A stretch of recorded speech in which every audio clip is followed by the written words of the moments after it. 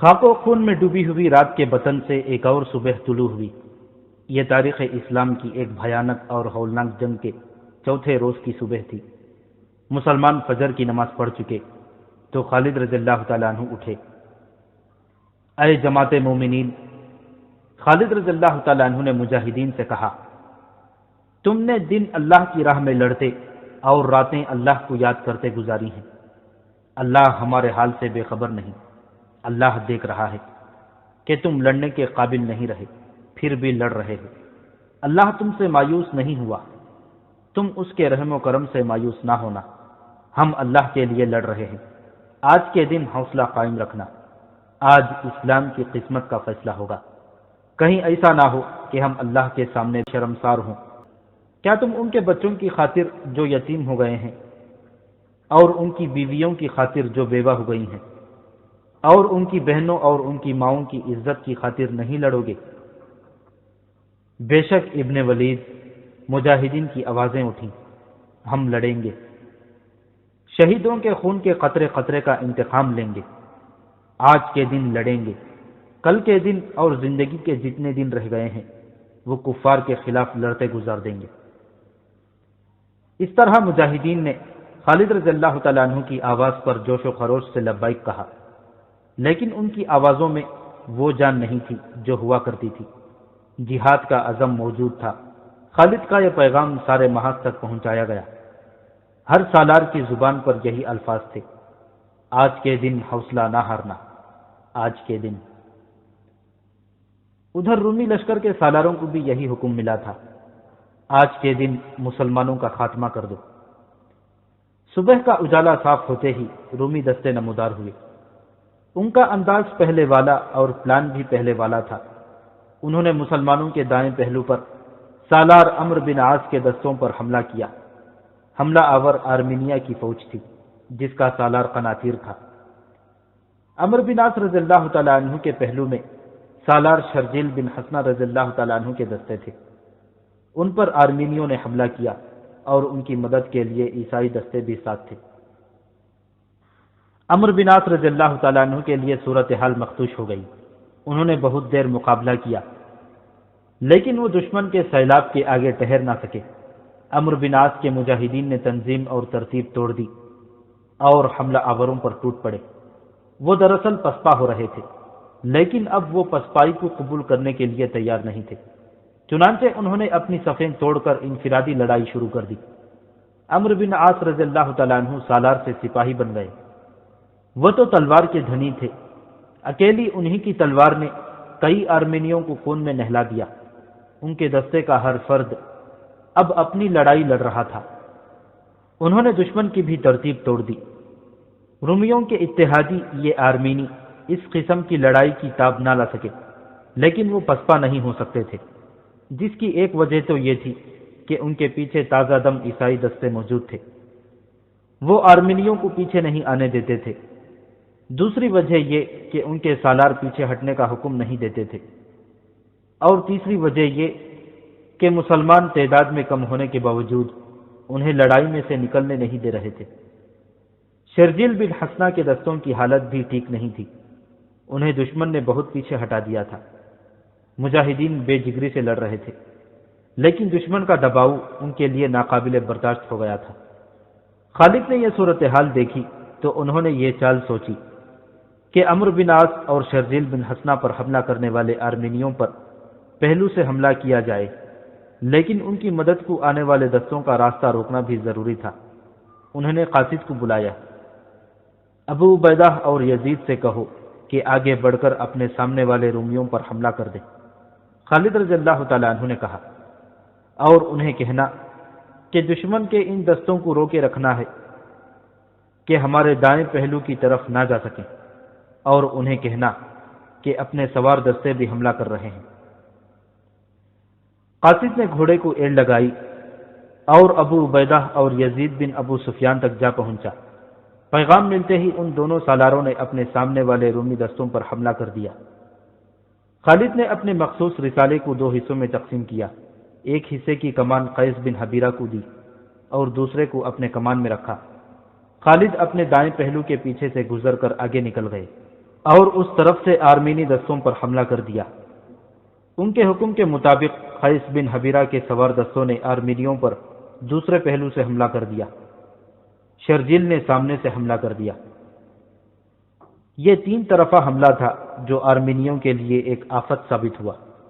عیسائی دستے ان کی مدد کو آئے، لیکن بے شمار لاشیں تڑپتے ہوئے زخمی اور بے لگام بھاگتے گھوڑے چھوڑ کر پسپا ہو گئے اور اپنے محاذ کل کے خیمہ گاہ تک جا پہنچے۔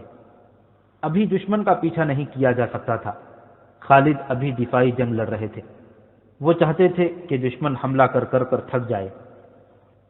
ابو عبیدہ رضی اللہ تعالیٰ عنہ اور شرجیل رضی اللہ تعالیٰ عنہ نے آگے بڑھ کر جو حملہ کیا تھا وہ انہیں مہنگا پڑا۔ دشمن نے ان دونوں سالاروں کے دستوں پر تیروں کا مہ برسا دیا۔ یہ ویسی تیر اندازی نہیں تھی جیسی لڑائیوں میں معمول کے مطابق ہوا کرتی تھی۔ یہ تو صحیح معنوں میں تیروں کا مہ تھا۔ رومی اپنے لشکر کے تمام تیر اندازوں کو آگے لے آئے تھے۔ بعض مورخوں نے لکھا ہے کہ فضا میں اڑتے ہوئے تیروں نے سورج کو چھپا لیا تھا۔ تیر اندازوں کی مہارت کا یہ علم تھا کہ 700 مسلمانوں کی آنکھوں میں تیر لگے اور آنکھیں ضائع ہو گئیں۔ اسی لیے اس دن کو یوم النفور کہا جاتا ہے۔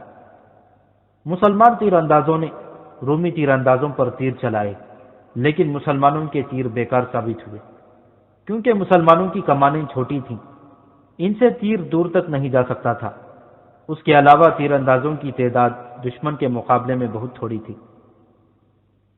ابو سفیان رضی اللہ تعالیٰ عنہ کی بھی آنکھ میں تیر لگا اور وہ ایک آنکھ سے معذور ہو گئے۔ اس صورتحال میں مسلمان میدان میں نہیں ٹھہر سکتے تھے۔ ابو عبیدہ اور شرجیل کو پیچھے ہٹنا پڑا۔ 700 مسلمان تو وہ تھے جن کی آنکھوں میں تیر لگے تھے، ان کے علاوہ زخمیوں کی تعداد کچھ کم نہیں تھی۔ رومی سالار اعلی ماہان ایک اونچی چٹان کی چوٹی سے یہ جنگ دیکھ رہا تھا۔ وہ وقت آ گیا ہے، ماہان نے چلا کر کہا، اب حملے کا وقت آ گیا ہے، نہیں ٹھہر سکیں گے۔ اس نے اپنے 2 سالاروں کو پکار کر کہا، گریگری، قورین، تیز ہلہ بول دو، فیصلے کا وقت آ گیا ہے۔ جنگ کے شور و غوغا میں اور پھر اتنی دور سے اس کی آواز سالاروں تک نہیں پہنچ سکتی تھی۔ اس کی پکار اس کے قاصد سن سکتے تھے، جو ہر وقت اس کے قریب موجود رہتے تھے۔ کوئی اور حکم؟ ایک قاصد نے ماہان کے آگے ہو کر پوچھا۔ ماہان نے اپنا پورا حکم دیا اور قاصد کا گھوڑا بڑی تیزی سے چٹان سے اتر کر میدان جنگ کی قیامت خیزی میں غائب ہو گیا۔ ماہان مسلمانوں کو اسی کیفیت میں لانا چاہتا تھا کہ وہ حملہ روکنے کے قابل نہ رہیں۔ وہ کیفیت پیدا ہو چکی تھی۔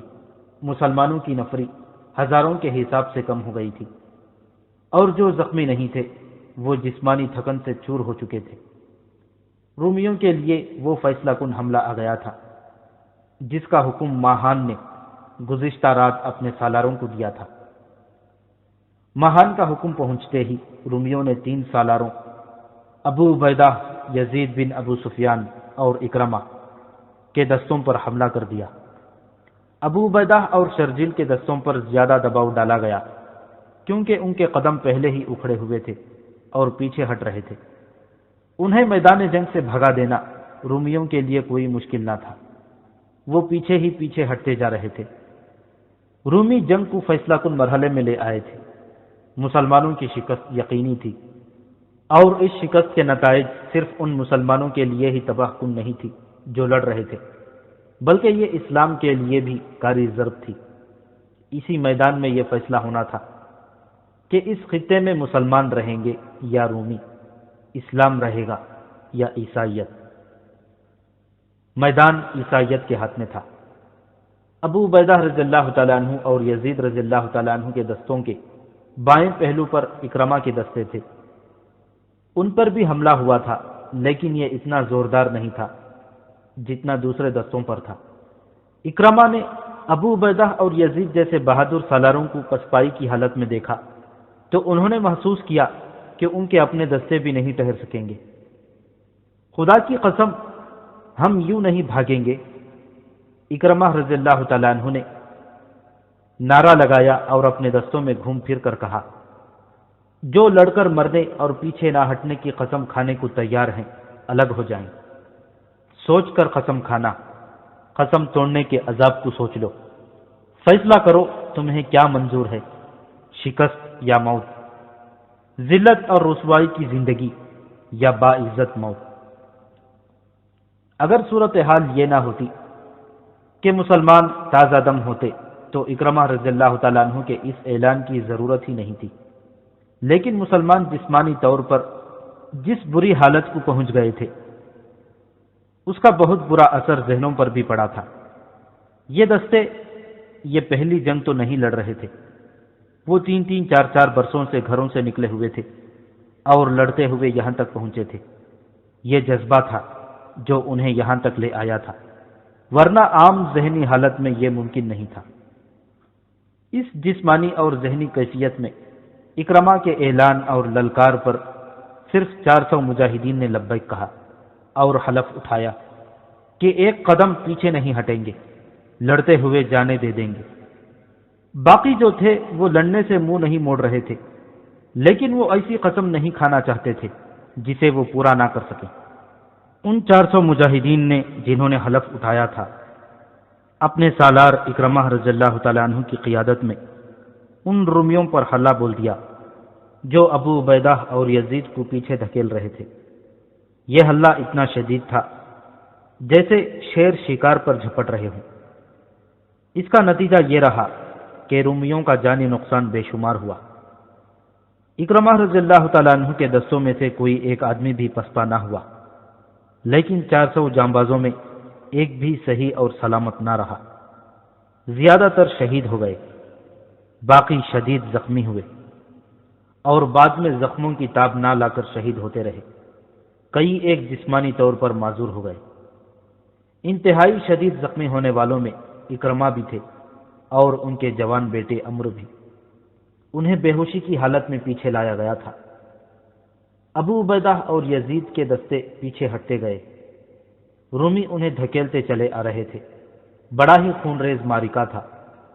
جب یہ دستے مسلمانوں کی خیمہ گاہ تک پہنچنے لگے تو مسلمان عورتوں نے ڈنڈے پھینک کر تلواریں اور برچیاں اٹھا لیں اور چادریں پگڑیوں کی طرح اپنے سروں پر لپیٹ کر رومیوں پر ٹوٹ پڑی۔ ان میں زرار رضی اللہ تعالیٰ عنہ کی بہن خولہ بھی تھی جو عورتوں کو للکار رہی تھی۔ مورخ لکھتے ہیں کہ عورتیں اپنے دستوں میں سے گزرتی آگے نکل گئیں اور بڑی مہارت، دلیری اور قہر سے رومیوں پر جھپٹنے لگیں۔ وہ تازہ دم تھیں، انہوں نے رومیوں کے منہ موڑ دیے، ان کی ضربیں کاری تھیں، رومی زخمی ہو کر گرنے لگے۔ عورتوں کے یوں آگے آ جانے اور رومیوں پر جھپٹ پڑنے کا جو اثر مجاہدین پر ہوا وہ غضبناک تھا۔ اپنی عورتوں کو لڑتا دیکھ کر مجاہدین آگ بگولا ہو گئے۔ انسان میں جو مخفی قوتیں ہوتی ہیں وہ بیدار ہو گئیں، اور وہی مجاہدین جو پسپا ہوئے جا رہے تھے رومیوں کے لیے قہر بن گئے۔ انہوں نے ترتیب توڑ دی اور اپنے سالاروں کے احکام سے آزاد ہو کر ذاتی لڑائی شروع کر دی۔ ان کی ضربوں کے آگے رومی بوکھلائے گئے اور پیچھے ہٹنے لگے اور اپنے زخمیوں کو رونتے جا رہے تھے۔ سالار بھی سپاہی بن گئے اور عورتیں بدستور لڑتی رہیں۔ دن کا پچھلا پہر تھا۔ معرکہ انتہائی خون ریز اور تیز ہو گیا۔ رومیوں کے پاؤں اکھڑ گئے تھے۔ گھمسان کے اس معرکے میں زرار کی بہن خولہ، جو اس وقت تک کئی ایک رومیوں کو زخمی اور ہلاک کر چکی تھی، ایک اور رومی کے سامنے ہوئی۔ پہلا وار خولہ نے کیا جو رومی نے روک لیا، اور اس کے ساتھ ہی اس نے ایسا زوردار وار کیا کہ اس کی تلوار نے خولہ کے سر کا کپڑا بھی کاٹ دیا اور سر پر شدید زخم آیا۔ خولہ بے ہوش ہو کر گر پڑی، پھر انہیں اٹھتے نہ دیکھا گیا۔ اس کے فوراً بعد سورج غروب ہو گیا اور دونوں طرف کے دستے اپنے اپنے مقام پر پیچھے چلے گئے اور زخمیوں اور لاشوں کو اٹھانے کا کام شروع ہو گیا۔ رومیوں کی لاشوں اور بے ہوش زخمیوں کا کوئی شمار نہ تھا۔ نقصان مسلمانوں کا بھی کم نہ تھا، لیکن رومیوں کی نسبت بہت کم تھا۔ خولہ کہیں نظر نہیں آ رہی تھی۔ انہیں خیمہ گاہ میں ڈھونڈا گیا، نہ ملی تو لاشوں اور زخمیوں میں ڈھونڈنے لگے اور وہ بے ہوش پڑی مل گئیں۔ سر میں تلوار کا لمبا زخم تھا، بال خون سے جڑ گئے تھے۔ اس کے بھائی کو اطلاع دو، کسی نے کہا۔ ابن ازور سے کہو کہ تیری بہن شہید ہو رہی ہے۔ زرار بن ازور بہت دور تھے، بڑی مشکل سے ملے، بہن کی اطلاع پر سرپٹ گھوڑا دوڑاتے آئے۔ جب اپنی بہن کے پاس پہنچے تو بہن ہوش میں آ گئیں۔ ان کی نظر اپنے بھائی پر پڑی تو ہونٹوں پر مسکراہٹ آ گئی۔ خدا کی قسم تو زندہ ہے، زرار نے جذبات سے مغلوب آواز میں کہا۔ تو زندہ رہے گی۔ زرار نے خولہ کو اٹھا کر گلے لگا لیا۔ خولہ کے سر پر تہ در تہ کپڑا تھا جس نے تلوار کی ضرب کو کمزور کر دیا تھا۔ سر پر صرف اوڑھنی ہوتی تو کھوپڑی کٹ جاتی، پھر زندہ رہنا ممکن نہ تھا۔ جنگ کا بڑا ہی ہولناک دن گزر گیا۔ رومیوں کو اپنے اس عزم میں بہت بری طرح کامیابی ہوئی کہ آج کے دن جنگ کا فیصلہ کر دیں گے۔ ان کی نفری تو بہت زیادہ تھی، لیکن اس روز ان کی جو نفری ماری گئی تھی اس سے ان کا یہ فخر ٹوٹ گیا تھا کہ وہ مسلمانوں کو ہمیشہ کے لیے کچل ڈالیں گے۔ مسلمانوں نے جس طرح اپنے سالاروں سے آزاد ہو کر ان پر حلہ بولے تھے اس سے وہ محتاط ہو گئے تھے۔ رومیوں کے لشکر میں سب سے زیادہ جو مارے گئے یا شدید زخمی ہوئے وہ عیسائی اور آرمینی اور دوسرے قبائل کے آدمی تھے جو رومیوں کے اتحادی بن کر آئے تھے۔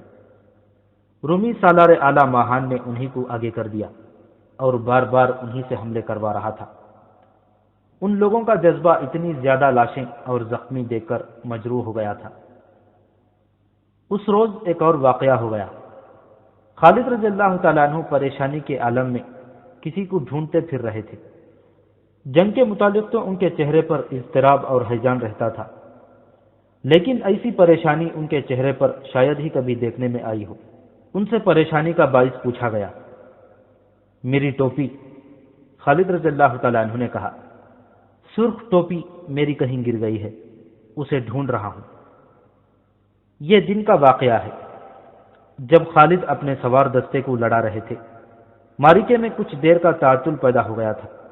یہ سن کر سب حیران ہوئے کہ دشمن سیاہ گھٹاؤں کی طرح چڑھا آ رہا ہے اور فتح کی کوئی امید نہیں، اور خالد جیسا ذمہ دار سالار معمولی سی ٹوپی کے لیے پریشان ہو رہا ہے۔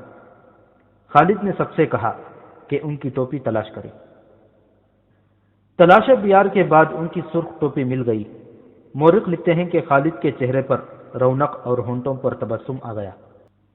خالد کو ٹوپی مل جانے کی تو بہت خوشی ہوئی تھی، لیکن وہ رات ان کے لیے شب غم تھی۔ وہ ایک جگہ بیٹھے ہوئے تھے۔ ان کے ایک زانو پر سالار اکرما کا سر تھا اور دوسرے زانو پر اکرما کے نوجوان بیٹے امرو کا سر رکھا تھا۔ باپ بیٹا اس روز کی لڑائی میں اتنے زیادہ زخمی ہو گئے تھے کہ ہوش میں نہیں آ رہے تھے، جسموں سے خون نکل گیا تھا۔ زخم ایسے تھے کہ ان کی مرہم پٹی نہیں ہو سکتی تھی۔ اس روز باپ بیٹا قسم کھا کر لڑے تھے کہ مر جائیں گے، پیچھے نہیں ہٹیں گے۔ اکرما خالد کے بھتیجے بھی تھے اور دوست بھی۔ ان کا بڑا پرانا ساتھ تھا۔ دونوں مانے ہوئے شہ سوار اور شمشیر زن تھے۔ خالد کو اپنے اتنے عزیز ساتھی کے بچھڑ جانے کا بہت دکھ تھا۔ اکرما کا نوجوان بیٹا بھی دنیا سے رخصت ہو رہا تھا۔ خالد نے پانی اپنے پاس رکھا ہوا تھا۔ وہ پانی میں اپنا ہاتھ ڈبوتے اور انگلیاں جوڑ کر کبھی اکرما کے نیمواں ہونٹوں پر رکھتے، کبھی ان کے بیٹے امر کے ہونٹوں پر، مگر قطرہ قطرہ پانی جو باپ بیٹے کے منہ میں جا رہا تھا وہ آب حیات نہیں تھا۔ اللہ نے اس عظیم باپ اور اس عظیم بیٹے کو فرائض سے سبکدوش کر دیا تھا۔ اس طرح اکرما نے اور اس کے بعد فوراً ان کے بیٹے نے خالد کی گود میں سر رکھے جانیں جا آفرین کے سپرد کر دی۔ خالد کے آنسو نکل آئے۔ کیا ابن حنتمہ اب بھی کہتی ہیں کہ بنی مخزوم نے جانیں قربان نہیں کی؟ خالد رضی اللہ تعالیٰ عنہ نے کہا۔ حنتمہ خلیفۃ المسلمین عمر رضی اللہ تعالیٰ عنہ کی والدہ کا نام تھا۔ خالد اور اکرمہ بنی مخزوم میں سے تھے۔ خالد کو غالباً وہم تھا کہ عمر کہتے ہیں کہ بنی مخزوم کی اسلام کے لیے جانی قربانیاں تھوڑی ہیں۔ اکرمہ اور ان کے بیٹے کی شہادت معمولی قربانی نہیں تھی۔ وہ رات آہستہ آہستہ گزر رہی تھی، جیسے لمحے لمحے ڈر ڈر کر کام کام کر گزر رہے ہوں۔ زخمیوں کے کراہنے کی آوازیں سنائی دے رہی تھیں۔ کئی شہیدوں کی بیویاں وہیں تھیں، لیکن کسی عورت کے رونے کی آواز نہیں آتی تھی۔ فضا خون کی بو سے بوجھل تھی۔ دن کو اڑی ہوئی گرد زمین پر واپس آ رہی تھی۔ شہیدوں کا جنازہ پڑھ کر انہیں دفن کیا جا رہا تھا۔ ابو عبیدہ رضی اللہ تعالیٰ عنہ نے یہ انتظام کر رکھا تھا کہ رات کو کسی ایک سالار کو مقرر کرتے تھے کہ وہ تمام خیمہ گاہ کے ارد گرد گھوم پھر کر پہرے داروں کو دیکھے، پھر ان مجاہدین کو جا کر دیکھے جنہیں دشمن کی خیمہ گاہ پر نظر رکھنے کے لیے آگے بھیجا جاتا تھا۔ اس رات ابو عبیدہ رضی اللہ تعالیٰ عنہ نے اس خیال سے کسی سالار کو اس کام کے لیے نہ کہا کہ سب دن بھر کے تھکے ہوئے ہیں، وہ خود اس کام کے لیے چل پڑے۔ لیکن وہ جدھر بھی گئے انہیں کوئی نہ کوئی سالار گشت پر نظر آیا۔ سالار زبیر رضی اللہ تعالیٰ عنہ تو اپنی بیوی کو ساتھ لے کر گشت پر نکلے ہوئے تھے۔ دونوں گھوڑوں پر سوار تھے، ان کی بیوی بھی دن کو لڑی تھی۔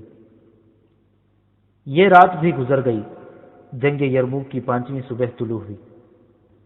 خالد رضی اللہ تعالیٰ عنہ نے فجر کی نماز سے فارغ ہوتے ہی سالاروں کو بلا لیا۔ میرے رفیقوں، خالد رضی اللہ تعالیٰ عنہ نے کہا، آج کا دن کل سے زیادہ خطرناک ہوگا۔ اپنی تعداد دیکھ لو، ہم تھوڑے رہ گئے ہیں، اور جو رہ گئے ہیں ان کی حالت بھی تمہارے سامنے ہے۔ آج زخمی بھی لڑیں گے۔ دشمن کا بھی بہت نقصان ہو چکا ہے، لیکن اس کی تعداد اتنی زیادہ ہے کہ وہ اتنے زیادہ نقصان کو برداشت کر سکتا ہے۔ تم نے دشمن کے لڑنے کا انداز دیکھ لیا ہے، صرف یہ خیال رکھو کہ مرکزیت قائم رہے۔ اب ہم زندگی اور موت کی جنگ لڑ رہے ہیں۔ خالد نے سالاروں کو کچھ ہدایات دی اور رخصت کر دیا۔ مان بعد مسلمان دستے اپنی پوزیشنوں پر چلے گئے۔ ان کی کیفیت یہ تھی کہ ہر دستے میں جسمانی لحاظ سے جتنے بالکل ٹھیک افراد تھے اتنے ہی زخمی بھی تھے۔ زخمیوں میں زیادہ تر ایسے تھے جو کسی حد تک لڑنے کے قابل تھے، لیکن ایسے بھی تھے جو لڑنے کے قابل نہیں تھے مگر وہ اپنے ساتھیوں کا ساتھ نہیں چھوڑنا چاہتے تھے۔ عورتیں آج بھی لڑنے کے لیے تیار تھیں۔ مسلمانوں کی یہ دگرگوں کیفیت دشمن سے چھپی ہوئی نہیں تھی، اس نے اس سے پورا فائدہ اٹھانا تھا۔ مسلمان سالار رومیوں کے محاذ کی طرف دیکھ رہے تھے۔ انہیں توقع تھی کہ آج رومی زیادہ نفری کے دستوں سے حملہ شروع کر دیں گے۔ مسلمان سالاروں کو یہ خطرہ بھی نظر آ رہا تھا کہ رومی اپنے سارے لشکر سے حملہ کر دیں گے۔ صبح سفید ہو چکی تھی لیکن رومی آگے نہ آئے۔ پھر سورج نکل آیا، رومی آگے نہ آئے۔ رومیوں کا یہ سکوت خطرناک لگتا تھا۔ یہ طوفان سے پہلے کی خاموشی معلوم ہوتی تھی۔ خالد کو خیال گزرا کہ رومی مسلمانوں کو حملے میں پہل کرنے کا موقع دے رہے ہیں۔ خالد پہل نہیں کرنا چاہتے تھے، وہ کچھ وقت اور دفاع کو ہی بہتر سمجھتے تھے۔ آخر رومیوں کی طرف سے ایک سوار آتا دکھائی دیا۔ رومیوں کے لشکر نے کوئی حرکت نہ کی۔ سوار مسلمان دستوں کے سامنے آ کر رک گیا۔ وہ کوئی عیسائی عرب تھا، عربی روانی سے بولتا تھا۔ میں اپنے سالار اعلیٰ ماہان کا ایلچی ہوں، اس نے اعلان کرنے کے انداز سے کہا۔ تمہارے سالار اعلیٰ سے ملنے آیا ہوں۔ سالار اعلیٰ ابو عبیدہ رضی اللہ تعالیٰ عنہ تھے۔ یہ تو انہوں نے اپنے طور پر خالد کو سالار اعلیٰ کے اختیارات دے رکھے تھے۔ ذمہ داری بہرحال ابو عبیدہ کی تھی اور اہم فیصلے انہوں نے ہی کرنے تھے۔ وہ آگے چلے گئے۔ خالد وہاں سے ذرا دور تھے، ان کے کان کھڑے ہوئے اور ان کی طرف چل پڑے۔ کہو روم کے ایلچی، ابو عبیدہ نے پوچھا، کیا پیغام لائے ہو؟ سالار اعلیٰ ماہان نے کہا کہ چند دنوں کے لیے لڑائی روک دی جائے۔ ایلچی نے کہا، کیا آپ رضامند ہوں گے؟ کیا تمہارے سالار اعلیٰ نے کوئی وجہ نہیں بتائی؟ ابو عبیدہ نے پوچھا۔ یہ عارضی صلح ہوگی، ایلچی نے کہا۔ اس دوران یہ فیصلہ ہوگا کہ مستقل صلح کے لیے بات چیت ہوگی یا نہیں۔ ہم عارضی صلح پر رضامند ہو جائیں گے، ابو عبیدہ رضی اللہ تعالیٰ عنہ نے کہا، لیکن بات چیت کا فیصلہ کون کرے گا؟ کیا آپ لڑائی روکنے پر راضی ہیں؟ ہاں، لیکن نہیں، ایک گرجدار آواز سنائی دی۔ دونوں نے دیکھا یہ خالد رضی اللہ تعالیٰ عنہ کی آواز تھی۔ انہوں نے ابو عبیدہ رضی اللہ تعالیٰ عنہ کی صرف ہاں سنی تھی۔ ابو سلیمان، ان کے سالار نے عارضی صلح کے لیے کہا ہے۔ امین الامت خالد نے ابو عبیدہ کے کان میں کہا، یہ حملے کی تیاری کے لیے مہلت چاہتے ہیں۔ ان کا اتنا نقصان ہو چکا ہے کہ فوری طور پر حملہ نہیں کرنا چاہتے۔ مجھے اجازت دے کہ اس ایلچی کو کارا جواب دے سکوں۔ اے سلطنت روم کے ایلچی، ابو عبیدہ نے ایلچی سے کہا، صلح سمجھوتے کا وقت گزر گیا ہے۔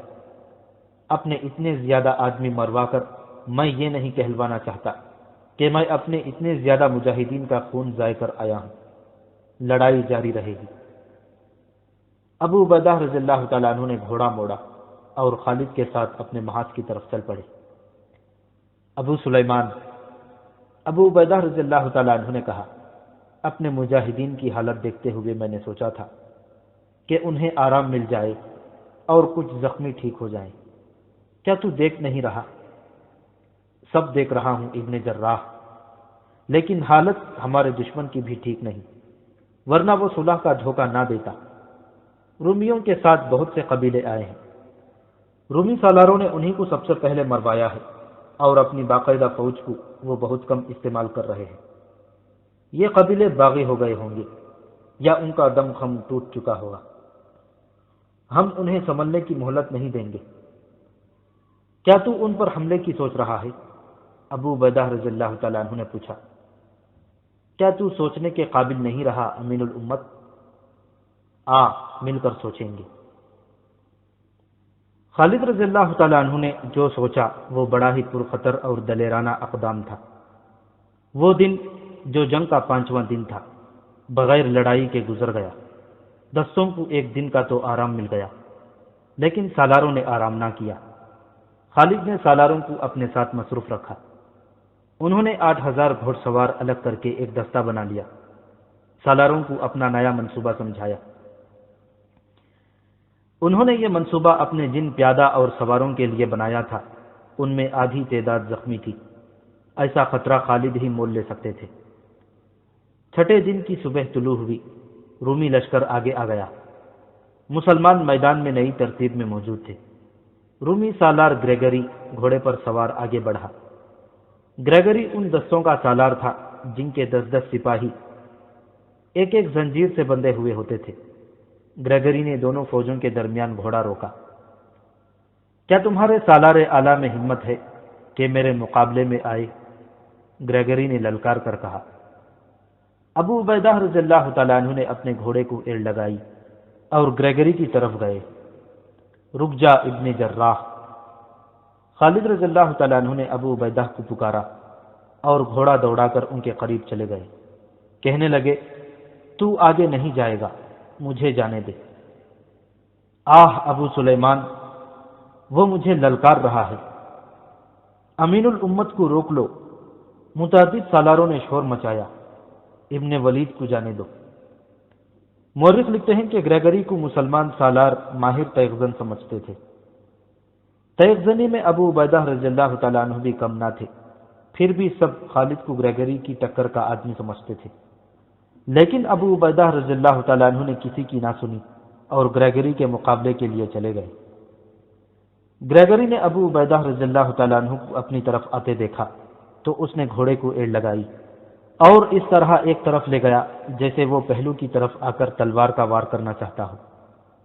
ابو عبیدہ رضی اللہ تعالیٰ عنہ نے گھوڑا روک لیا اور گریگری کو کنکھیوں سے دیکھتے رہے۔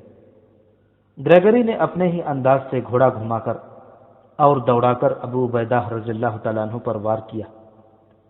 وار ایسا تھا جو لگتا تھا کہ روکا نہیں جا سکے گا، لیکن ابو عبیدہ نے وار روک کر گھوڑے کو گھمایا اور بڑی پھرتی سے وار کیا۔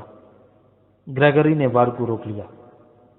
اس کے بعد تلواریں ٹکراتی اور گھوڑے اپنے سواروں کے پینترے کے مطابق گھومتے مڑتے دوڑتے اور رکتے رہے۔ دونوں سالار شمشیر زنی کے استاد معلوم ہوتے تھے۔ دونوں کے وار بڑے ہی تیز تھے اور ہر وار لگتا تھا کہ حریف کو کاٹ دے گا۔ دونوں فوجیں اپنے اپنے سالاروں کو چلا چلا کر داد دے رہی تھی۔ کبھی دونوں فوجیں یوں دم بخود ہو جاتی جیسے وہاں کوئی انسان موجود ہی نہ ہو۔ گریگری نے ایک وار کیا جو ابو عبیدہ رضی اللہ تعالیٰ عنہ نے روک لیا۔ ابو عبیدہ وار کرنے لگے تو گریگری نے گھوڑا دوڑا دیا اور ابو عبیدہ کے ارد گرد گھومنے لگا۔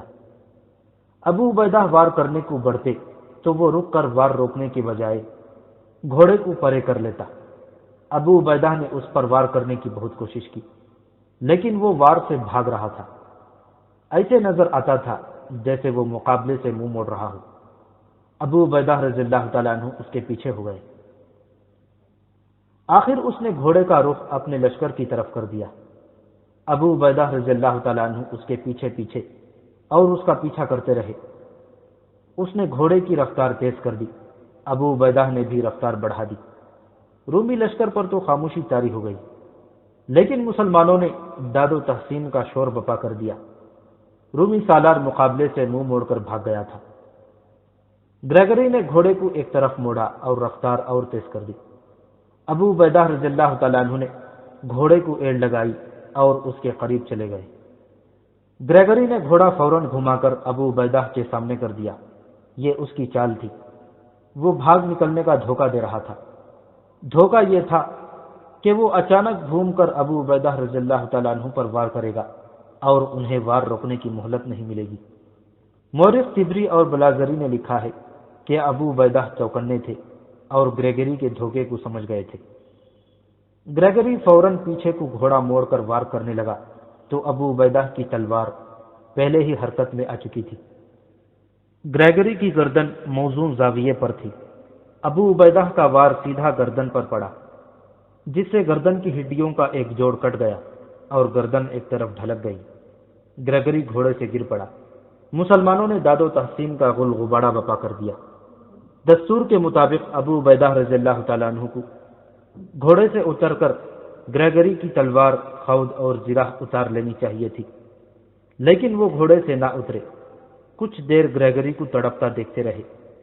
جب اس کا جسم بے حس ہو گیا تو ابو عبیدہ رضی اللہ تعالیٰ عنہ نے گھوڑے کو ایڑ لگائی اور اپنی صفوں میں آ گئے۔ ابن ولید رضی اللہ تعالیٰ عنہ ابو عبیدہ رضی اللہ تعالیٰ عنہ کو خراج تحسین پیش کرنے کے لیے نہ رکے۔ وہ گھڑ سوار دستوں کے پاس چلے گئے جو انہوں نے اس روز کی جنگ کے لیے تیار کیا تھا۔ 8000 سواروں کے اس دستے کو دائیں پہلو پر عمرو بن عاص رضی اللہ تعالیٰ عنہ کے دستوں کے عقب میں ایسی جگہ کھڑا کیا گیا تھا جہاں سے یہ دشمن کو نظر نہیں آ سکتا تھا۔ خالد نے اپنی تمام فوج کو سامنے کا حملہ کرنے کا حکم دے دیا۔ رومی سالار حیران ہوئے ہوں گے کہ مسلمان سالاروں کا دماغ جواب دے گیا ہے کہ انہوں نے ایک ہی بار ساری فوج حملے میں جھونک دی ہے۔ رومیوں نے یہ بھی نہ دیکھا کہ مسلمانوں کے گھڑ سوار دستے حملے میں شریک نہیں۔ رومیوں کو یہ سب دیکھنے کی فرصت ہی نہیں ملتی تھی، کیونکہ خالد رضی اللہ تعالیٰ عنہ کے حکم کے مطابق بہت تیز حملہ کیا جا رہا تھا۔ رومیوں کی بہت سی نفری ہلاک اور شدید زخمی ہو چکی تھی، پھر بھی ان کی نفری مسلمانوں کی نسبت سہ گنا تھی۔ مسلمانوں کا جانی نقصان بھی ہوا۔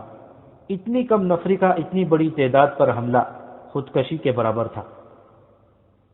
انہیں آنے دو، رومی سالار ماہان چلا رہا تھا، اور آگے آنے دو، یہ ہمارے ہاتھوں مرنے کے لیے آ رہے ہیں۔ خالد رضی اللہ تعالیٰ عنہ 8000 سواروں کو پیچھے لے جا کر رومیوں کو بائیں پہلو سے پرے لے گئے۔ انہوں نے سالار عمرو بن عاص رضی اللہ تعالیٰ عنہ سے کہا تھا کہ رومیوں کے اس پہلو پر تیز اور زوردار حملہ کریں۔ عمرو بن عاص رضی اللہ تعالیٰ عنہ نے حکم کی تعمیل کی اور جانیں لڑا دیں۔ خالد چاہتے تھے کہ دشمن کے پہلو کے دستوں کو سامنے سے الجھایا جائے۔ عمرو بن عاص رضی اللہ تعالیٰ عنہ نے خالد کا یہ مقصد پورا کر دیا۔ خالد نے 8000 سواروں میں سے 2000 سواروں کا ایک دستہ الگ کر دیا تھا۔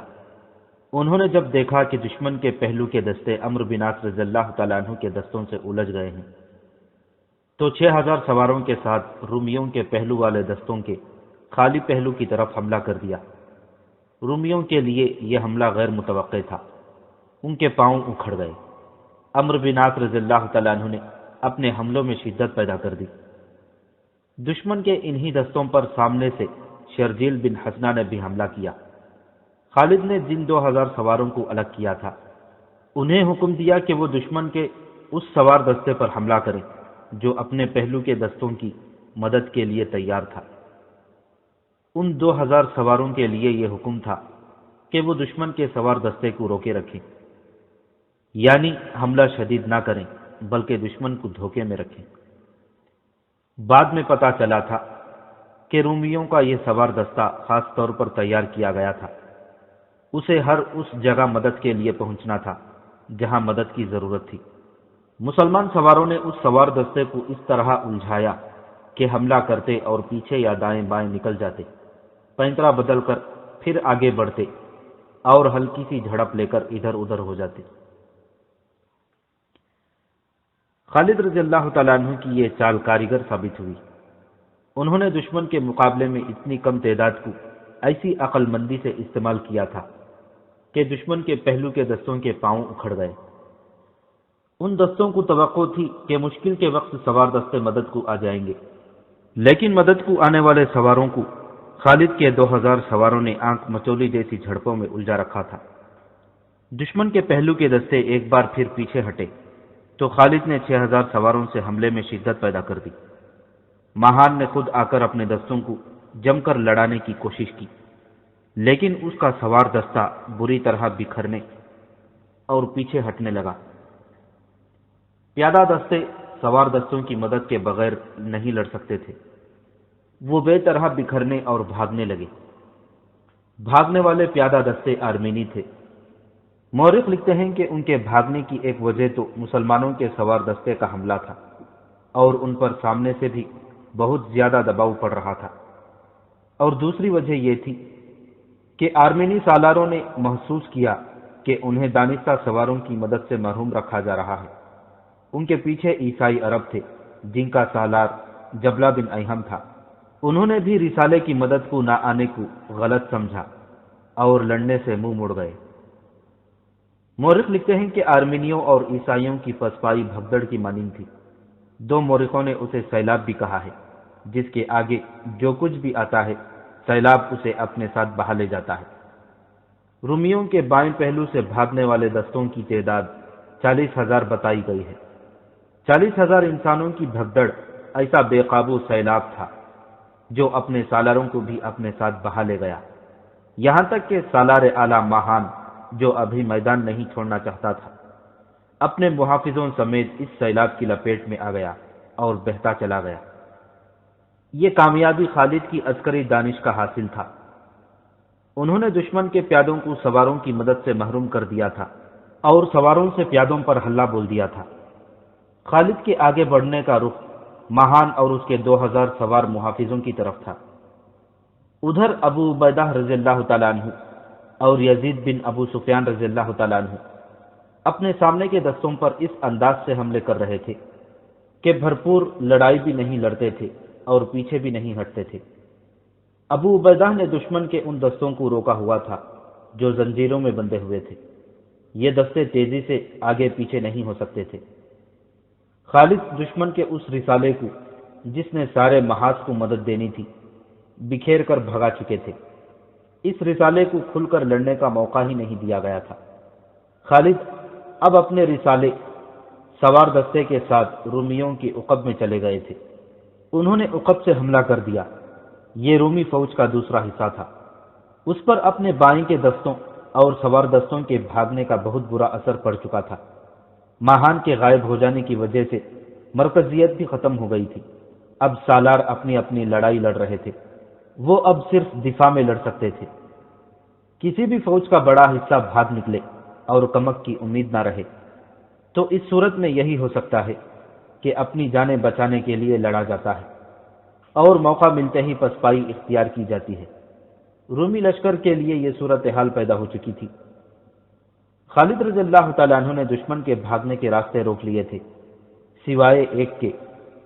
خالد کی کوشش بھی یہی تھی کہ رومی اسی راستے سے بھاگیں، چنانچہ دشمن کے بھاگنے والے دستے اسی راستے پر جا رہے تھے۔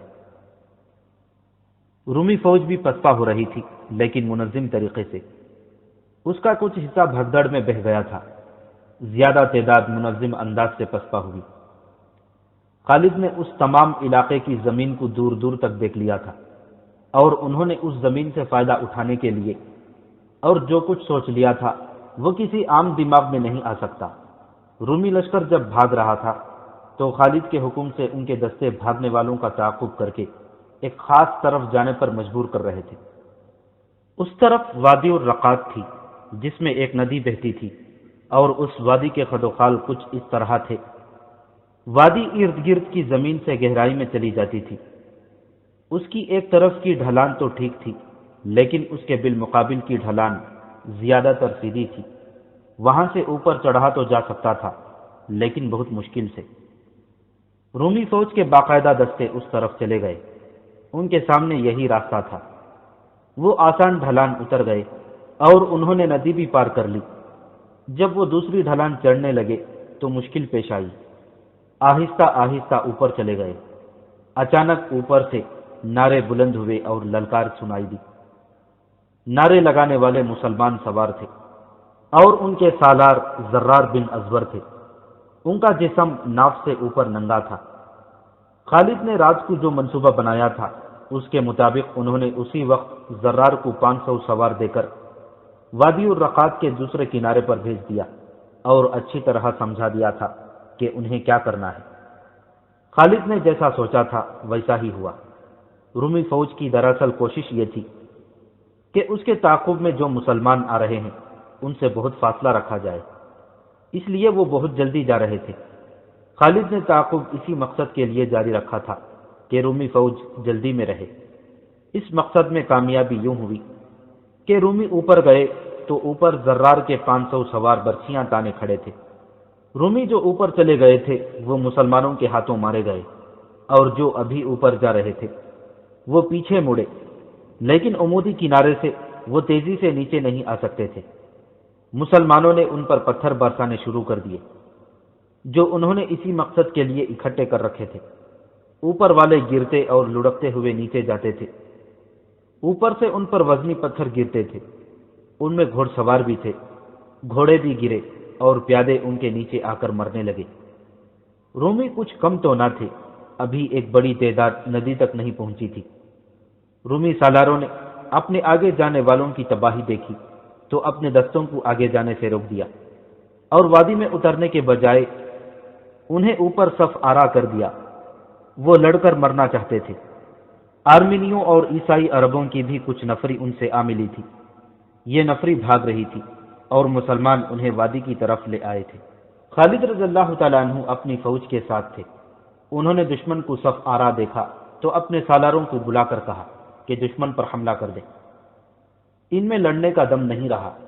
خالد نے کہا، سیدھا حملہ کرو، میرے حکم کا انتظار نہیں کرنا۔ ان کے لیے پیچھے ہٹنے کی جگہ نہیں ہے۔ ایک طرف دریائے یرموک ہے، دوسری طرف گہری وادی ہے، سامنے ہم کھڑے ہیں، ان پر حملہ بول دو۔ رومی پھندے میں آ گئے تھے۔ ان کا لڑنے کا جذبہ پہلے ہی ختم ہو چکا تھا۔ بعض مورخوں نے مسلمانوں کی تعداد 30,000 اور دو نے اس سے کم لکھی ہے۔ شہادت اور شدید زخمیوں کی وجہ سے نفری کم ہو گئی تھی۔ ایک دستے کو عورتوں اور بچوں کی حفاظت کے لیے پیچھے چھوڑ دیا گیا تھا۔ مسلمانوں نے حملہ کر دیا، اس میں کوئی چال نہ چلی گئی۔ اس حملے کا انداز ٹوٹ پڑنے جیسا تھا۔ سوار اور پیادے گڑبڑ ہو گئے تھے۔ رومی اب زندگی اور موت کا معرکہ لڑنے کے لیے تیار ہو گئے۔ وہ تو تربیت یافتہ فوج تھی۔ اس فوج کی اگلی صف نے مسلمانوں کا جم کر مقابلہ کیا، لیکن وہ ایسی جگہ تھی جہاں دائیں بائیں ہونے اور گھوم پھر کر لڑنے کی گنجائش نہیں تھی۔ اس وجہ سے رومی اپنے ہی ساتھیوں کے ساتھ ٹکرانے اور ایک دوسرے کے لیے رکاوٹ بننے لگے۔ یہ صورتحال مسلمانوں کے لیے سود مند تھی۔ رومیوں کی اگلی صف نے مقابلہ کیا، لیکن اس کا کوئی ایک بھی آدمی زندہ نہ رہا۔ مسلمان سواروں نے رومی پیادوں پر گھوڑے چڑھا دیے اور انہیں صحیح معنوں میں کچل ڈالا۔ جہاں جگہ کچھ کشادہ تھی وہاں رومیوں نے مقابلہ کیا، لیکن مورخوں کے مطابق یوں بھی ہوا کہ گرد و غبار میں رومیوں کو ہی کاٹ ڈالا، اپنے پرائی کی پہچان نہ رہی۔ یہ بڑا خوفناک معرکہ تھا، بڑی بھیانک لڑائی تھی۔ یہ رومیوں، عیسائی عربوں اور ان کے اتحادی قبیلوں کا قتل عام تھا۔ گھوڑوں کو اٹھا کر ان پر گراؤ، یہ خالد کی للکار تھی۔ مومنین، کفر کی چٹانوں کو پیس ڈالو۔ مسلمان سوار باغوں کو جھٹکا دیتے تو گھوڑے اپنی اگلی ٹانگیں اٹھا لیتے تھے، اور جب گھوڑے ٹانگیں نیچے لاتے تو ایک دو رومی کچلے جاتے۔ یہ تو رومیوں کا قتل عام تھا۔ رومی وادی الرقات کی طرف بھاگ رہے تھے۔ جہاں وہ اگلے عمودی کنارے کی ایک گھاٹی چڑھتے تو زرار کے سواروں کی برچھیوں سے چھلنی ہوتے اور اوپر سے لڑکتے ہوئے نیچے آتے۔ مسلمانوں نے اس فتح کے لیے بہت سی جانیں قربان کر دی تھیں، اور جو شدید زخمی ہوئے تھے ان میں کئی ایک ساری عمر کے لیے معذور ہو گئے تھے۔ یہ جنگ مسلمان عورتیں بھی لڑی تھیں۔ عورتوں نے اپنے بھاگتے مردوں کو دھمکیاں دے کر بھاگنے سے روکا تھا۔ اب وہ دشمن جو اسلام کو ہمیشہ کے لیے ختم کرنے کے ارادے سے 1.5 لاکھ کا لشکر لایا تھا، بڑے برے پھندے میں آ گیا تھا۔ وادی الرقاد اس کے لیے موت کی وادی بن گئی تھی۔ اللہ نے مومنین کی وہ دعائیں قبول کر لی تھی جو وہ راتوں کو جاگ جاگ کر مانگتے اور اللہ کے حضور گڑ گڑاتے رہے تھے۔ وہ ایک آیت کریمہ کا ورد کرتے رہے تھے۔ کتنی ہی بار چھوٹی چھوٹی جماعتیں اللہ کے چاہنے سے بڑی بڑی جماعتوں پر غالب آ جاتی ہیں۔ اللہ صبر و استقامت والوں کا ساتھ دیتا ہے۔ اب میدان جنگ کی یہ کیفیت ہو گئی تھی کہ رومیوں کی چیخیں اٹھتی تھیں جو مسلمانوں کے لیے ناروں میں دب جاتی تھیں۔ وادی میں گہری کھائیاں بھی تھیں، بعض رومی ان میں بھی گرے اور بہت بری موت مرے۔ جنگ یرموک کے چھٹے اور آخری روز کا سورج میدان جنگ کے گرد و غبار میں ڈوب گیا۔ فضا خون کی بو سے بوجھل تھی، مشعلیں جل اٹھیں اور رومیوں کی لاشوں کے درمیان گھومنے پھرنے لگی۔ یہ مسلمانوں کی مشعلیں تھیں۔ وہ اپنے شہیدوں اور شدید زخمیوں کو اٹھا رہے تھے اور مال غنیمت بھی اکٹھا کر رہے تھے۔ خیمہ گاہ میں خبر پہنچی تو عورتیں آ گئیں۔ وہ کئی میل فاصلہ طے کر کے آئی تھی۔ وہ اپنے خاوندوں کو، اپنے بھائیوں کو اور اپنے بیٹوں کو ڈھونڈ رہی تھی۔ تو جنتی ہے، کسی نہ کسی عورت کی آواز سنائی دیتی تھی۔ تو جنت میں جا رہا ہے۔ جنگ ختم ہو چکی تھی، لیکن خالد کی جنگ ابھی جاری تھی۔ رات بھر مسلمان شہیدوں، زخمیوں اور مال غنیمت کے ساتھ مصروف رہے، لیکن خالد کی مصروفیت کچھ اور تھی۔ ان کے لیے ابھی جنگ ختم نہیں ہوئی تھی۔ انہوں نے جو رومی قیدی پکڑے تھے ان سے خالد معلوم کرتے رہے تھے کہ ان کا سالار اعلیٰ ماہان، جو آرمینیا کا بادشاہ بھی تھا، کس طرف گیا ہے۔ بیشتر قیدیوں کو معلوم نہ تھا، آخر پتہ چل گیا۔ ماہان کو انطاکیہ کے بجائے دمشق کی طرف جاتے دیکھا گیا تھا۔ اس کے ساتھ اس کا محافظ سوار دستہ تھا جس کی تعداد 2000 تھی۔ صبح طلوع ہوتے ہی خالد اپنے سوار دستے کو ساتھ لے کر ماہان کے تعاقب میں روانہ ہو گئے۔ اس وقت ماہان دمشق سے 10-12 میل دور پہنچ چکا تھا۔ اسے یہ توقع نہیں تھی کہ مسلمان اس کے تعاقب میں پہنچ جائیں گے، شاید اسی لیے وہ بڑے اطمینان سے جا رہا تھا۔ رات اس نے پڑاؤ کیا اور صبح دمشق کو روانہ ہوا تھا۔ شہنشاہ معظم اسے اپنے کسی ساتھی نے کہا، وہ دیکھیں گرد اٹھ رہی ہے، یہ کوئی سوار دستہ لگتا ہے، اپنا ہی ہوگا۔ ماہان نے کہا، ان کی گرد کو نہ دیکھو جو میدان جنگ کی گرد سے بھاگ آئے ہیں، یہ شکست کھا کر آئے ہیں۔ ان کے درمیان پھر خاموشی چھا گئی۔ ماہان کی ذہنی کیفیت بہت بری تھی۔ وہ کسی کے ساتھ بولتا نہیں تھا۔ اس کی افسردگی کا باعث صرف یہ نہیں تھا کہ اس نے شکست کھائی تھی، بلکہ یہ کہ اس نے بڑی تھوڑی تعداد کی فوج سے شکست کھائی تھی۔ اس نے مسلمانوں کو کچل کر واپس آنے کا دعویٰ کیا تھا، مگر اب وہ انطاکیہ جانے کے بجائے دمشق کی طرف جا رہا تھا۔ انطاکیہ میں شہنشاہ روم ہرقل تھا۔ ماہان اس کا سامنا نہیں کرنا چاہتا تھا۔ جن سواروں کی گرد نظر آئی تھی، اب ان کے گھوڑوں کے قدموں کے ہنگامہ خیز آواز سنائی دینے لگی تھی، جو بڑی تیزی سے قریب آ رہی تھی۔ ماہان پیچھے نہیں دیکھ رہا تھا، وہ انہیں میدان سے بھاگے ہوئے سوار سمجھ رہا تھا۔